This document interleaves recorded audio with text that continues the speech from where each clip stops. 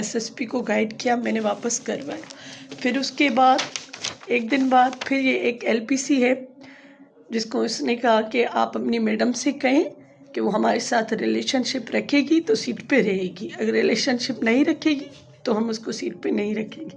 उसके बाद ये मेरी लेडी का ट्रांसफ़र। उसके बाद तीसरे दिन जब SSP मौजूद ही नहीं था अपने दफ्तर में, उन्होंने चार्ज छोड़ दी थी। उसके बाद एक अनट्रेड एक रिक्रूटमेंट लेडी, मेरी 10 साल सर्विस है पुलिस डिपार्टमेंट में, वुमेन प्रोटेक्शन सेल में मैं 2019 से काम कर रही हूँ। और IG की SOPs जो IG साहब ने वुमेन प्रोटेक्शन सेल के लिए बनाई थी कि आप जब भी कभी भी किसी भी वुमेन प्रोटेक्शन सेल के स्टाफ को अगर आप ट्रांसफ़र करेंगे तो IG साहब की NOC के सिवा नहीं करेंगे।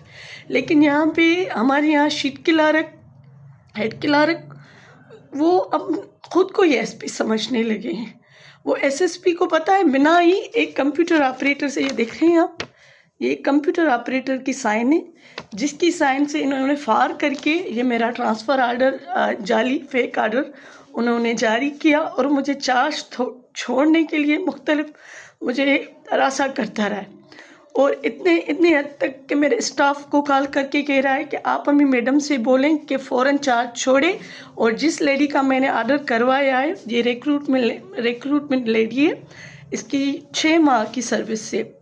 अब आप सोचिए और आप ख़ुद फैसला करें कि 6 माह जिसकी सर्विस है उसको रखा जा रहा है, जिसकी 10 साल उसकी सर्विस है, जिसने अपनी मेहनत से अपनी कोशिशों से इज़्ज़त हासिल की इस डिपार्टमेंट में, मुख्तलिफ लोगों को इंसाफ दिलवाया, आज वो खुद इंसाफ के लिए सरापा है आप सबके सामने।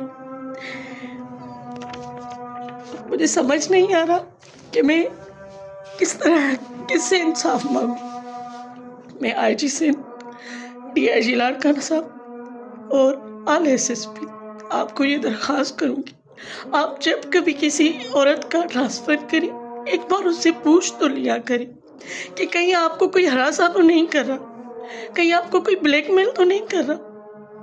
हम अपने डिपार्टमेंट में हरासा हो रही, किसी और को ताकत नहीं है।